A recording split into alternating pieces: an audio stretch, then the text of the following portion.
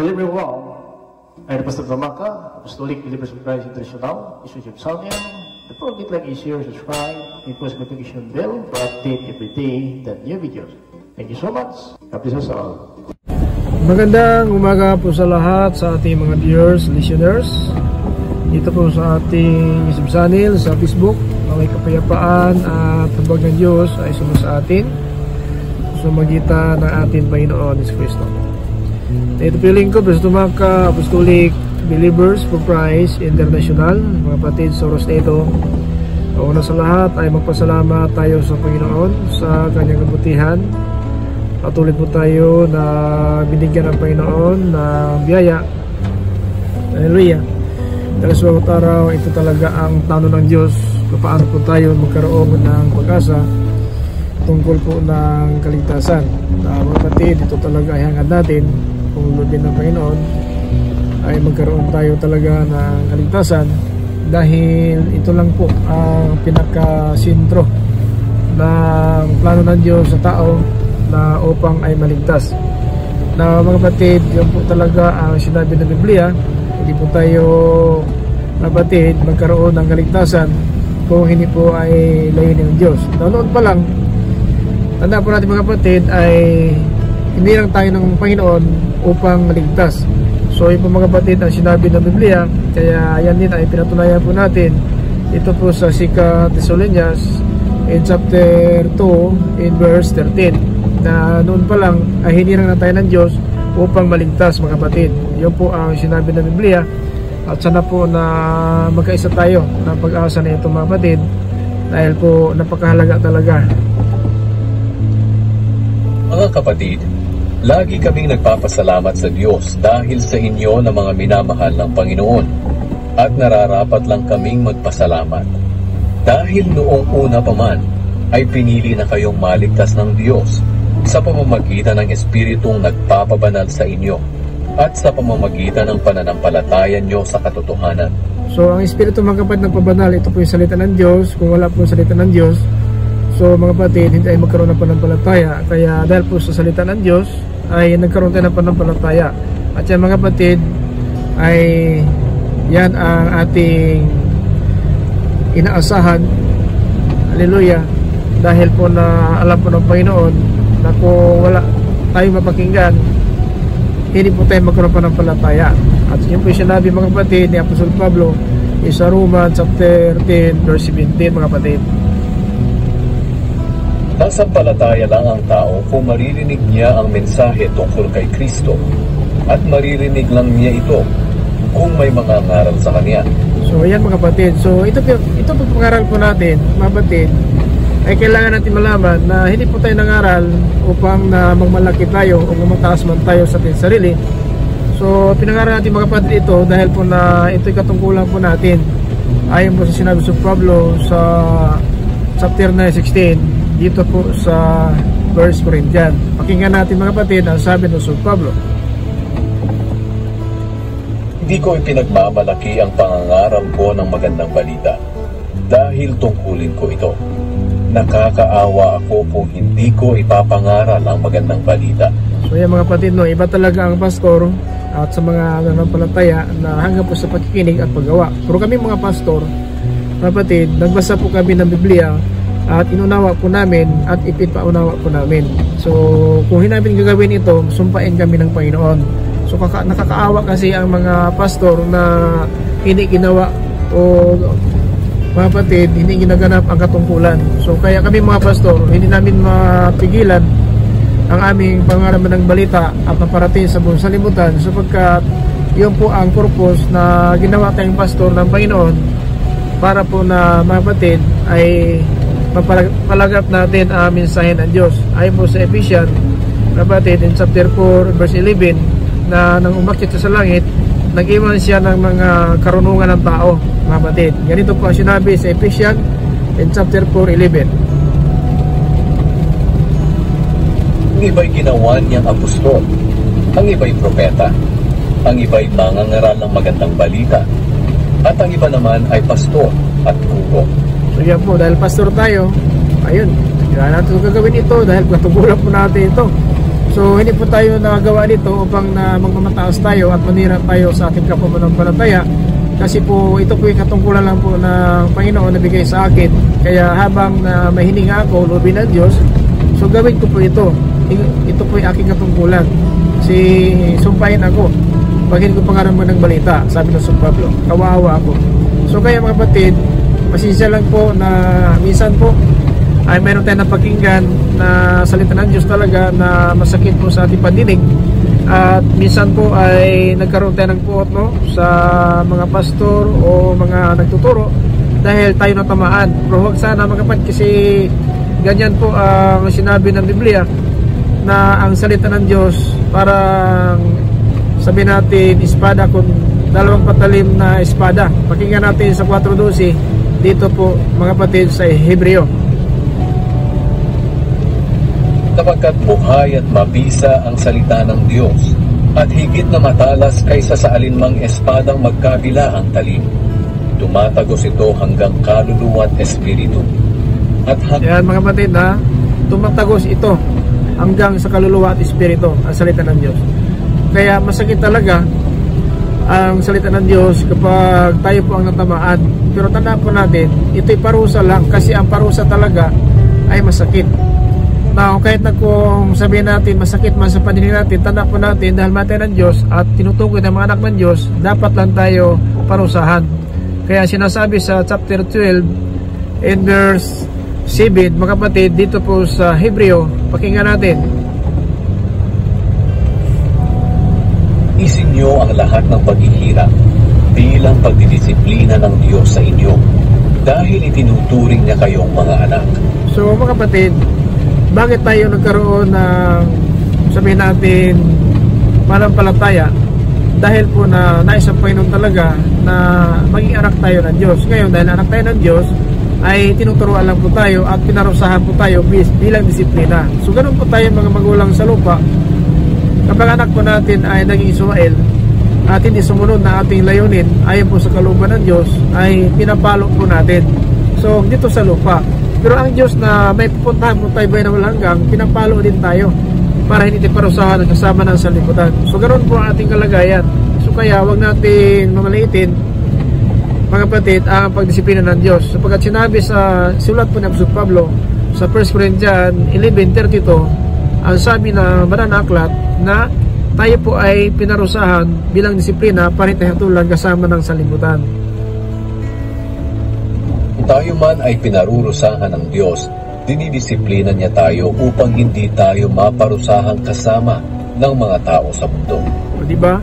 So ganyan po, dahil na tinuturing tayo mga anak ng Diyos, hindi pwede na pabayaan lang po tayo ng Diyos, kasi ang mga anak talaga dinidisiplina po ng mga magulang. Dito sa lupa, ano pa kaya ang ating Panginoon Diyos na nasa langit, na talagang kaligtasan po ang nais ng Panginoon na makamtan po natin. Napakinggan natin mga kapatid dito po sa Hebreo 12 in verse 8 up to 9. Mga kapatid, ito sinabi ng Biblia. Kung hindi kayo dinidisiplina ng Diyos gaya ng pagdidisiplina niya sa lahat ng anak niya, hindi kayo mga tunay na anak, kundi mga anak sa labas. So, kung hindi po tayo disiplinahin ng Diyos, hindi po tayo tunay na anak ng Diyos, anak tayo sa labas, sa dyablo. So kaya, bakit na-disiplina po tayo? Sapagkat ang pagturing ng Diyos sa atin, mga anak tayo ng Diyos. So minsan kasi ang mga anak din, hindi talaga sang-ayon po ng ugali ng mga magulang, kasi ang palo talaga ay masakit. So ang sabi ni Apostol Pablo, dito po sa 1 Corinthians 11:32, na kung pinarusahan man tayo bilang pagdisiplina ng Diyos para hindi po tayo parusahan kasama ng mga tao sa mundo. Kasi ang sanlibutan talaga masusunog po ito ng apoy, pati ang mga tao na masama sa kanyang pagparito. So ito mga kapatid ang dapat natin malaman, at sana po wag natin baliwalain ito bilang pagdisiplina po sa atin ng Diyos, sapagkat mahal tayo ng Diyos bilang mga anak. Kasi kung hindi po tayo disiplinahin, hindi tayo tunay na anak tayo sa labas. So dapat pala ikagalak natin itong kahirapan, pagtitiis na atin naranasan. Ito po pala ang nagpapatunay mga anak tayo ng Diyos, sapagkat itong paghihirap natin, pagtitiis natin bilang pagdisiplina. So bakit nagkaroon ng disiplina? Pasaway kasi tayo. Kaya na po nagkaroon tayo ng salita ng Diyos, pero ating pamuhay salungat pa rin sa paningin ng Diyos. Kaya dapat lang tayo disiplinahin sapagkat mahal tayo ng Diyos. Now sa verse 9, Kahit ang mga ama natin dito sa lupa ay dinidisiplina tayo. At sa kabila nito, iginagalang natin sila. Kaya lalong dapat tayong magpasakop sa pagdidisiplina ng ating Ama na nasa langit para maging mabuti ang pamumuhay natin.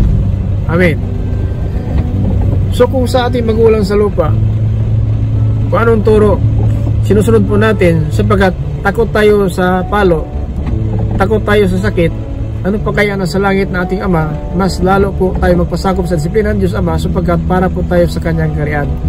Hindi po tayo tagalupa, tagalangit po tayo, mga kapatid. Ayon po sa sulat ni Apostol Pablo sa Filipos, mga kapatid, sa 3:20, na tayo po ay tagalangit, hindi po tayo tagalupa. Kaya dahil tagalangit po tayo, dapat tayo disiplinahin para po tayo sa langit. Ngunit para sa atin, ang langit ang tunay nating bayan. So para sa atin, ang langit ang tunay nating bayan. At dahil po langit ating tunay bayan, hindi po tayo pabayaan ng Diyos na maiwan tayo sa lupa, na ito po giginawin ng apoy at parusahan ang mga taong masama. So yun po ang plano ng Diyos, na dahil po tagalangit po tayo, ito po sinabi ni Apostol Pablo sa Filipos 3:20. Ngunit para sa atin, ang langit ang tunay nating bayan. At mula roon, hinihintay natin ng may pananabik ang pagbabalik ng tagapagligtas, ang Panginoong Hesukristo. Amen. So, naghihintay tayo, no? Sapagkat lahat po ng mamatay, mga kapatid, na sabihin natin, mga kay Kristo, ay mabubuhay tayo muli. Yan po sinabi po ni Apostol Pablo sa 1 Thessalonians 4:15 hanggang po sa 17. Pakinggan natin, mga kapatid, ang sabi ni Apostol Pablo.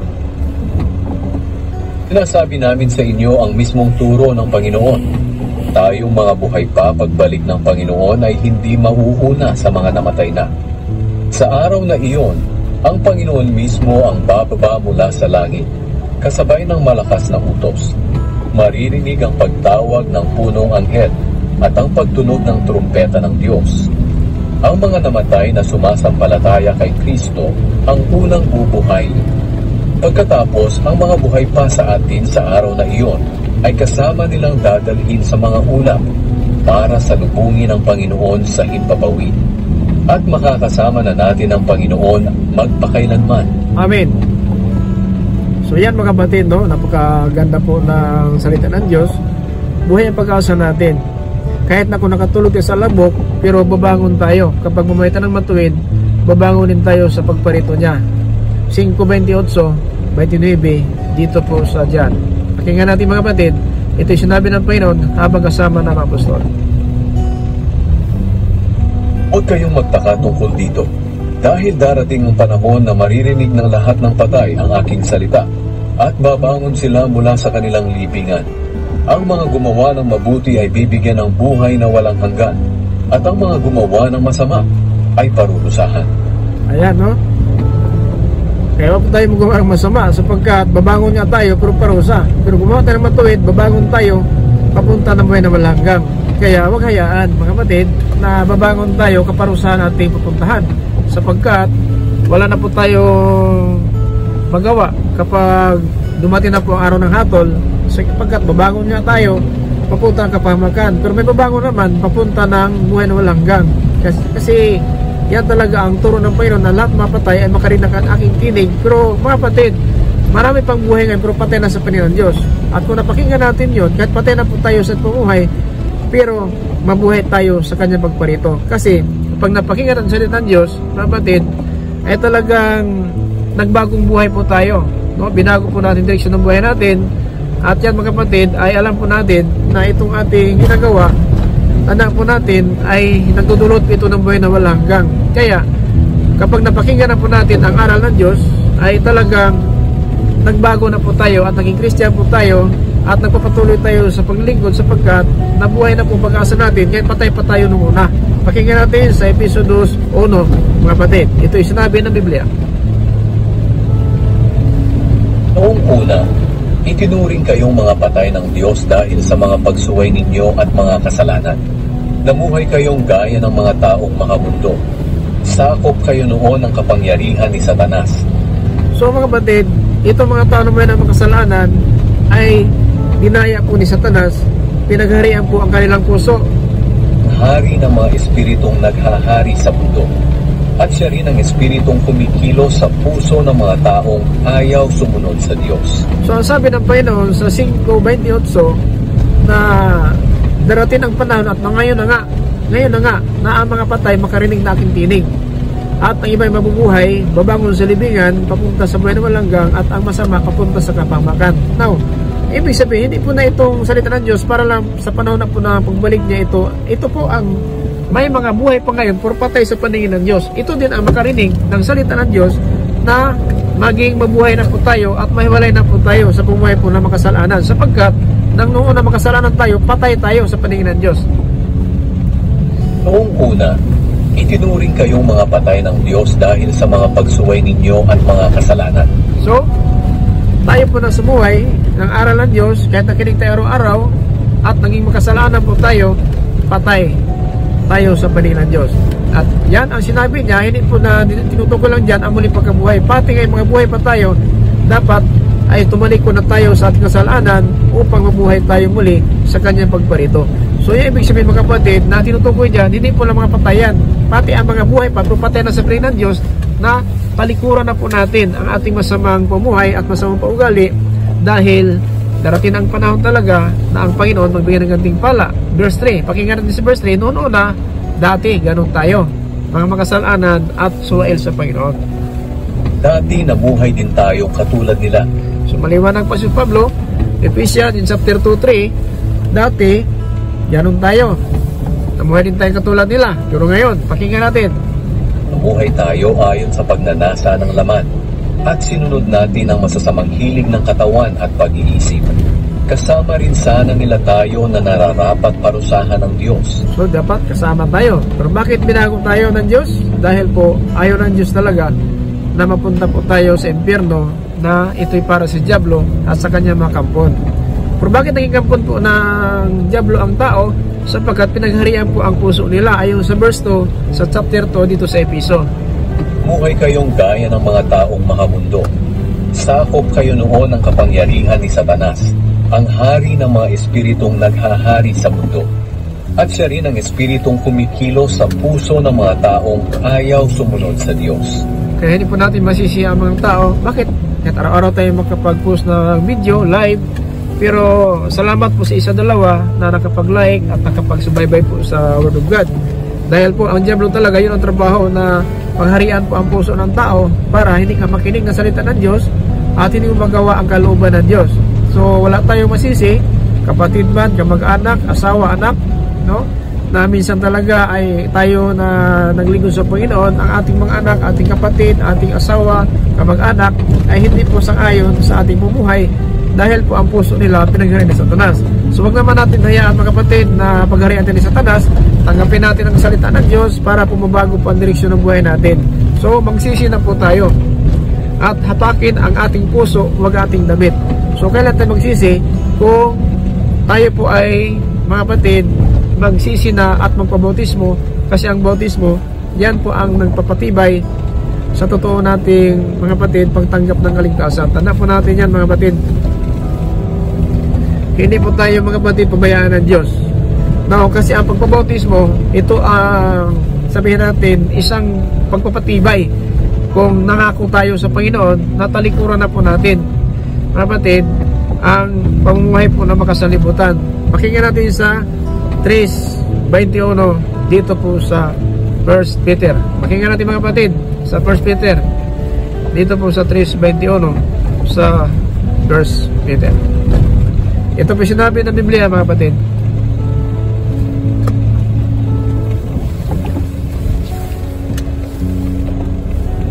Ang tubig na ito ay larawan ng bautismong nagliligtas sa atin sa pamamagitan ng muling pagkabuhay ni Jesucristo.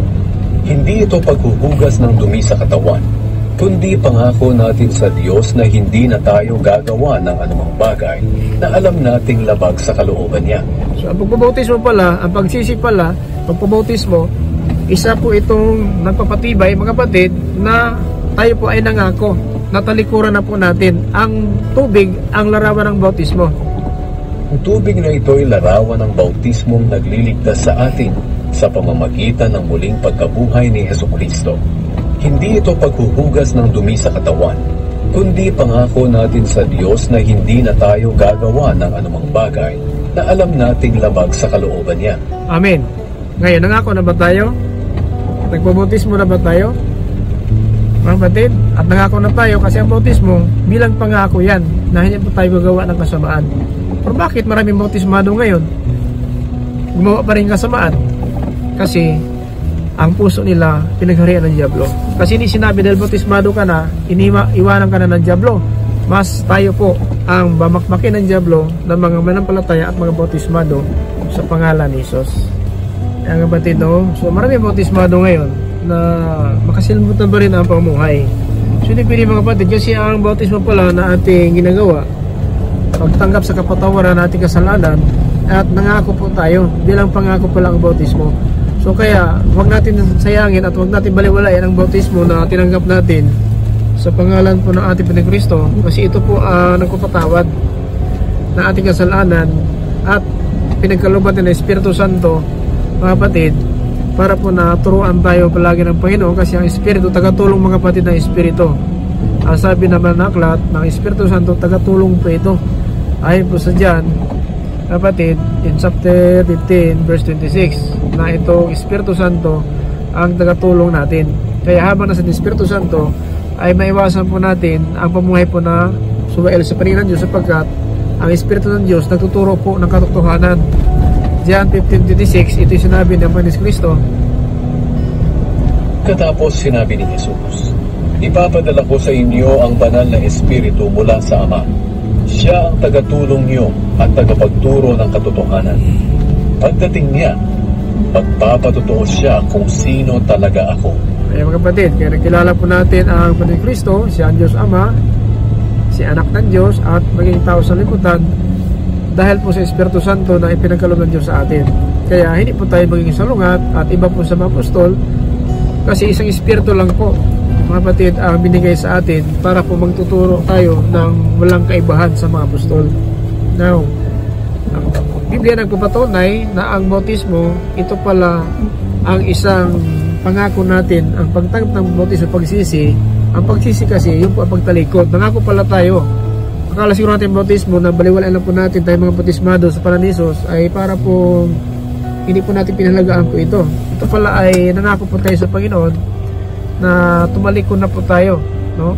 Tumalikod na po tayo sa hindi po nakakabuti sa paningin ng ating Panginoon, no? Di ba? Yun po sinabi ni Apostol Pedro in Peter chapter 1, in 1 Peter chapter 1 in verse 21.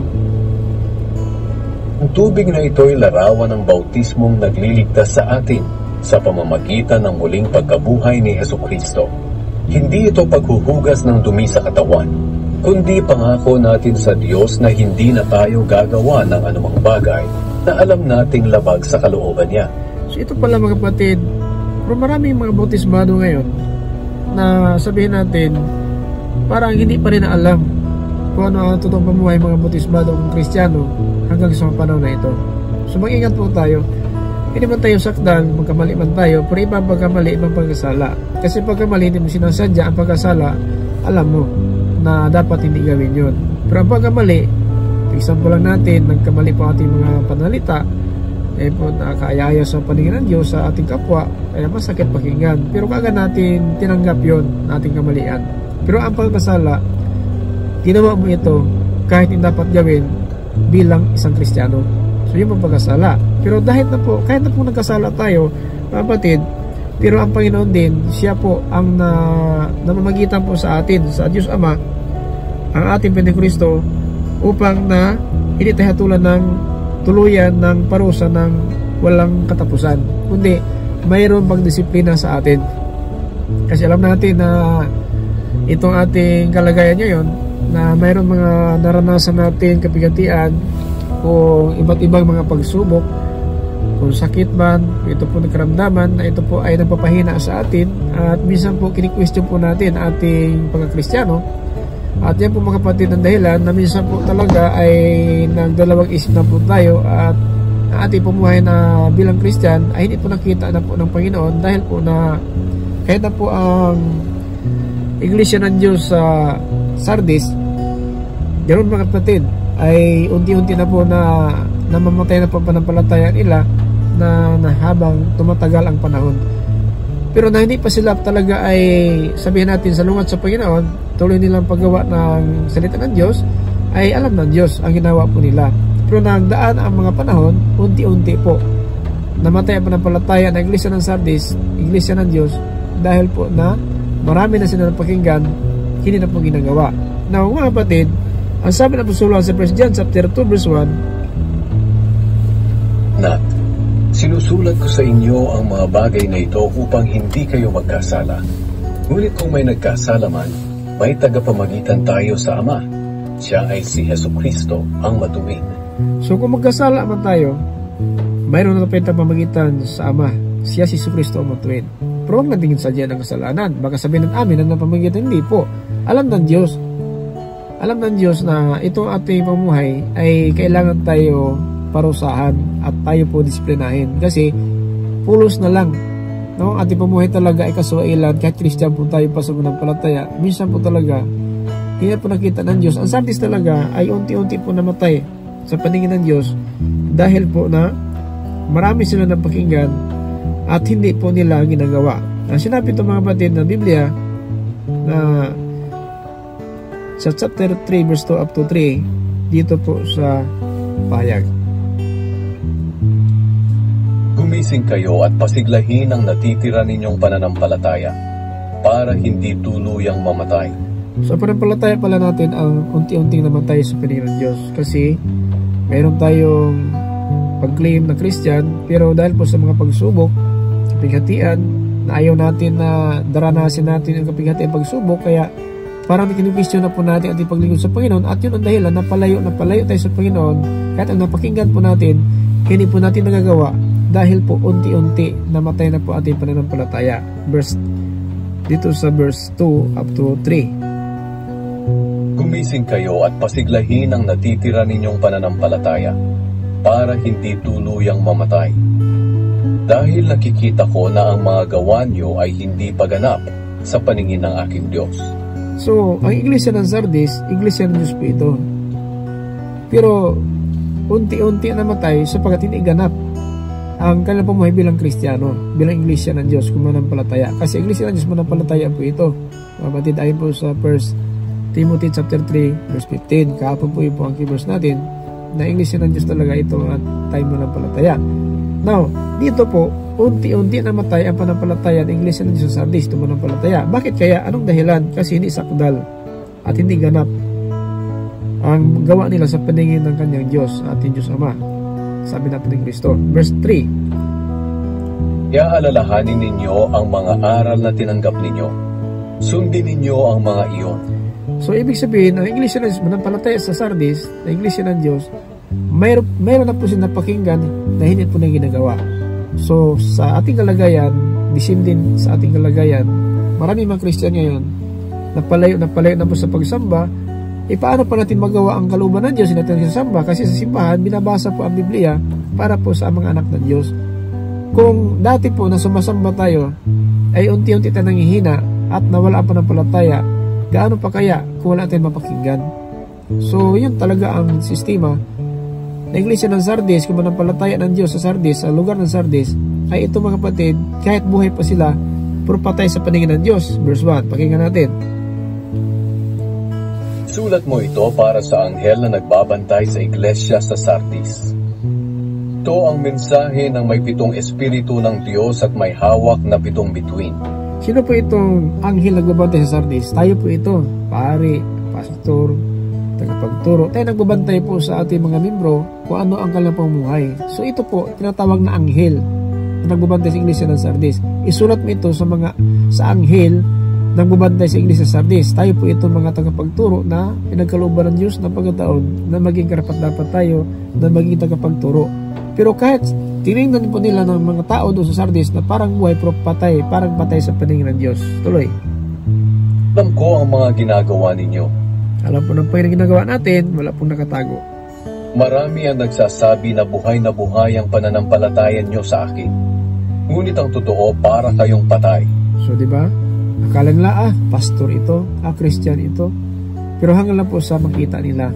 Pero ang totoo, kitang-kita ng Diyos ang pamuhay nating pagka-Christian, pagka-pastor, pari, tagapagturo, may panampalataya na hindi na po natin nagawa ang mga salita ng Diyos natin napakinggan dahil unti-unti na pong namatay ating pananampalataya. Diba? Sinasabi dito sa verse 2? Gumising kayo at pasiglahin ang natitira ninyong pananampalataya para hindi tuluyang mamatay.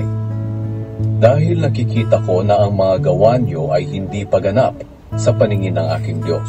Bakit hindi ganap? Na Christian sila, Iglesia ng Diyos, pananampalataya sa Sardis po, doon sa lugar ng Sardis. Kung bakit po na hindi po, mga kapatid, naging ganap ang gawa nila sa paningin ng Diyos dahil sa verse 3, Iaalalahanin ninyo ang mga aral na tinanggap ninyo. Sundin ninyo ang mga iyon at pagsisihan ang inyong mga kasalanan. So, alalahanin ang mga aral tinatanggap ninyo, sundin na ninyo ang mga iyon. So, meaning to say, mananampalataya sila tulad natin. Mananampalataya po tayo. Pero, minsan kasi, sa ating pagkapananampalataya, marami tayong napakinggan kay pastor, kay father, kay brother, sister, na minsan po, kinakalimutan na po natin. Hindi nagawa. So, yung pong dahilan, sa mata ng tao, Christian tayo.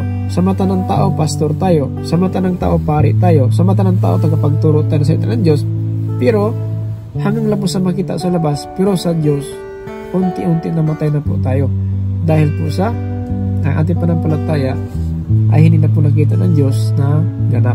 Dahil maraming napakinggan, ayon sa verse 3, Iaalalahanin ninyo ang mga aral na tinanggap ninyo. Sundin ninyo ang mga iyon. So meaning to say, kahit linggo nagsimba, kahit araw-araw nakinig, pero hindi ginagawa. So, pero may panampalataya po sila. So yun po ang patay ng panampalataya, na nakikinig lang po na walang gawa. Tama si Santiago sa 2:14, ano ang pakinabang ng isang tao nagsasabing may panampalataya ngunit walang gawa? Maliligtas ba siya sa ganun panampalataya? Tama ang Sardis na pinagsabihan ng Panginoon na unti-unting namatay dahil maraming napakinggan na hindi ginagawa. Tama din ang sinabi ni Apostol Santiago sa 2:14, ano, mga kapatid, ano ang mapapala ng isang tao? Kapatid, ano bang mapapala ng isang tao kung sabihin niyang mayroon siyang pananampalataya, pero wala naman siyang mabuting gawa? Maliligtas ba siya ng ganyang pananampalataya? Ganyan ang Sardis, mga kapatid. At ganyan din tayo. Inaangkin natin may pananampalataya, pero ang ating pamuhay naman, malayo naman sa mga totoo may pananampalataya. Kasi ang pananampalataya mismo ang gumagawa. Kaya kung may pananampalataya tayo, yun mismo ang gumagawa. Kaya kung sabihin natin na may pananampalataya, walang gawa, hindi totoo may pananampalataya po tayo. Kasi ang sinabi sa Pablo, na mismo ang pananampalataya po ang gumagawa po, mga kapatid. Hindi po tayo ang gumagawa, ang pananampalataya. Kaya ang basihan na ito may pananampalataya ay gumagawa. Pakinggan na lang natin ito sa 1 Thessalonians in chapter 1 verse 3. Ito sinabi ni Apostol Pablo sa mga taga-Thessalonica. Nagpapasalamat kami kapag inaalala namin ang mabubuti ninyong gawa na bunga ng inyong pananampalataya. So ang mabuting gawa, bunga ng pananampalataya. Yan po ang sinabi ng Biblia, mga kapatid. Ang mabuting gawa, bunga ng pananampalataya. Kaya kung sabihin natin may pananampalataya tayo, walang gawa, sinungaling po tayo. So kasi hindi po totoo may pananampalataya sapagkat hindi natin ginagawa ang napakinggan natin. Kaya ang Sardis, kahit iglesia sila ng Diyos, sabi na manampalataya sila sa Panginoon, pero hindi ilang ginagawa ang napakinggan. Kaya walang kabulang pananampalataya. Sabi ni Santiago sa 2:26 sa Santiago, kung ang isang katawan na hiwalay ang espiritu, patay ang katawan, ganun ang pananampalataya, walang gawa, patay ang pananampalataya na yan. Kaya wag naman, mga kapatid. Kasi ang bunga ng pananampalataya, mga kapatid, ito po ang gawa natin, bunga ng pananampalataya. Kaya ayaw ng Panginoon talaga na inaangkin natin na tayo pananampalataya, walang gawa. So pinaparating ng Panginoon itong mensahe niya para sa atin ngayon. Para po kahit paano, marami tayong matutunan kasi ang ating key verse sa 2 Thessalonians, mga kapatid, in chapter 2 verse 13, na noon pa lang una ay hinirang kung pinili na tayo ng Diyos. Pakinggan na natin ulit ang ating key verse. Mga kapatid, lagi kaming nagpapasalamat sa Diyos dahil sa inyo na mga minamahal ng Panginoon, at nararapat lang kaming magpasalamat. Dahil noong una pa man, ay pinili na kayong maligtas ng Diyos sa pamamagitan ng Espiritong nagpapabanal sa inyo at sa pamamagitan ng pananampalataya nyo sa katotohanan. So ang Espiritu Santo nagpapabanal itong salita ng Diyos. Kasi kung wala kang mapakinggan, hindi ka maring banal. Sapagkat ang kabanalan natin, dinadaan po yan sa tubig, sa bautismo, para iharap tayo sa Diyos na banal, walang kapintasan. Ito po sinabi ng Pablo dito din sa sulat po sa Ephesians in chapter 5 verse 25 to 27. Pakinggan natin saan tayo naging banal, mga kapatid. Sa chapter 5 and 25-27. Ito po sinabi ni Apostol Pablo. Mga lalaki, mahalin ninyo ang inyong asawa, tulad ng pagmamahal ni Kristo sa kanyang iglesia. Inihandog niya ang kanyang sarili para sa iglesia upang maging banal ito, matapos linisin sa pamamagitan ng bautismo sa tubig at ng salita ng Diyos. So, iglesia, tayo po naman ng palataya. So, nagkaroon tayo pa ng palataya dahil po sa salita ng Diyos natin napakinggan. At linisin tayo mo ng palataya, linisin tayo ng tubig sa bautismo. Kaya ang sinabi ng Pedro na ang pagbubautismo natin, hindi ito panglugon ng buling sa katawan, no? Pangpaalis ng buling sa katawan o mga pandumi sa katawan, o hindi po isang palatandaan ito, nangako na po tayo sa Diyos na hindi po tayo gagawa ulit na mga kasuklam-suklam kung hindi nakabuti sa paningin ng Diyos. Pero kaya lang ngayon na minsan ang bautismado ay ganun pa rin ang pamuhay sa libutan. Walang pagkakaiba. Para ang bautismo, binabaliwala lang po at walang kabuluhan po ang bautismo. Tinanggap ng Christian sila, bautismado, pero wala pala sila, hindi na alam nila. Yung bautismo pala, pangako sa pagtalikod. Kaya tama si Apostol Pedro, repent everyone of you baptized in the name of Jesus Christ for the remission of your sin. No, kapatawaran talaga itong pagsisi natin at pagpabautismo. Itong pagsisi, nangako pala tayo sa Panginoon na hindi mo tayo gagawa ulit na mga masama na pamumuhay. So ganyan po ang mensahe ng Diyos. So huwag natin hayaan na ang tayong Christian may panampalataya pero wala naman tayong ginagawa. So ang iglesia ng Diyos na kanyang katawan upang iharap, no, maging banal. Upang maging banal ito, matapos linisin sa pamamagitan ng bautismo sa tubig at ng salita ng Diyos. So tama si Aponis Cristo kay Nicodemo, maliban ang tao ipanganak muli sa tubig sa Espiritu, hindi siya makapasok sa langit. So ito nagpapabanal sa atin sa paglinis sa tubig sa bautismo at ng salita ng Diyos. Tama. Kasi ang salita Espiritu ayon po sa John 6:63, ang salita kung ito ang siyang Espiritu at buhay. Kaya ang salita ng Diyos Espiritu, ipinanap tayo sa Espiritu sa salita at nagpabautismo tayo para maging karapat-dapat tayo walang kapintasan. 27. Nawa niya ito para maiharap niya sa kanyang sarili ang iglesia na maluwalhati, banal, walang kapintasan, at walang anumang bahid o dungis. Mga kapatid, so dahil nirang tayo, so ngayon tinawag na tayo, kapatid, para po na maging banal tayo, na tayo mga manampalataya ng iglesia ng Diyos, iharap sa Diyos Ama, walang dungis, walang kapintasan, walang bahid man sa paningin ng Diyos. Sa pagitan ng bautismo sa tubig at ng Espiritu ng Diyos. Ito po yung salita na ating tinatanggap. At sinapalataya na po natin at naging Christian po tayo, pinapatawad natin sa mga kasalanan dahil po sa ating pagtanggap ng bautismo sa pangalan po na atin, Panginoon Kristo. So kahit anong reliyon natin, hindi po sinabi ng ibang reliyon mo na wala kang kaligtasan. At hindi ko masabi din na kami mga apostolic believers for Christ, kami lang ang maligtas. Hindi po apostolic believers for Christ ang niligtas sa amin. Ang kaligtasan at inasahan galing po ito sa aral ng Diyos. Kaya ingatan lang po natin ating pamuhay sapagkat iharap tayong banal, walang kapintasan, walang anumang bahid o dungis dahil po sa bautismo na ating pagtalikod sa ating kasalanan at bilang pangako na hindi po tayo gagawa pa ulit ng ating ginawa ngayon. Mga kapatid, na minsan nag-isalungat din tayo, pangako na po yun, ng bautismo na tayo kasi nangako na po tayo. Iwasan na po ang pamumuhay ng mga sanlibutan, mamuhay tayong marangal. Mga kapatid, habang naghintay tayo sa ating Panginoon Kristo, tayo po ay umaasa ng biyaya. Dapat ganito na po ang pumuhay natin ayon po sa chapter 2, 11-12 dito po sa Tito. Pakinggan natin ang biyaya nagbigay sa atin ng kaligtasan. Pagkat ang biyaya ng Diyos na nagbibigay ng kaligtasan ay inihayag na sa lahat ng tao. Ito ang nagtuturo sa atin na talikuran ng kasamaan at makamundong pagnanasa. Kaya mamuhay tayo sa mundong ito ng maayos, matuwid at makadiyos. Ayan po ang umaasa po ng biyaya. Hindi po naman sa biyaya hanggang sa pag-asa lang po. Pero, ang totoo, marami pa tayong dapat malaman kasi ang biyaya pala nagtuturo sa pagtalikod sa makamundong pagnanasa. Pagtalikod, ang sinabi naman ng aklat, makamundong pagnanasa, kaya mamuhay na tayo sa mundong ito na maayos, matuwid at makadiyos. Ito ang naghintay ng biyaya. Kaya kung naghintay ng biyaya, alam natin kung sino naghintay ng biyaya na dapat pala talikuran na ang makamundong pagnanasa, mamuhay tayo sa mundong ito na maayos, matuwid, makadiyos. Sa 13, habang hinihintay natin ang napakagandang pag-asa na walang iba kundi ang maluwalhating pagbabalik ng ating dakilang Diyos at tagapagligtas na si Heso Kristo. Amen. So mga kapatid, ang mensahe ng Diyos, sana po nakatulong po ito sa atin. Sana po, kahit ganito ng paraan, mayroong mga video tayo. So huwag kalimutan, mag-like and share lang po tayo sa ating YouTube channel. Don't forget, post notification bell for update every day, new videos or live streaming to sharing the word of God about the eternal life.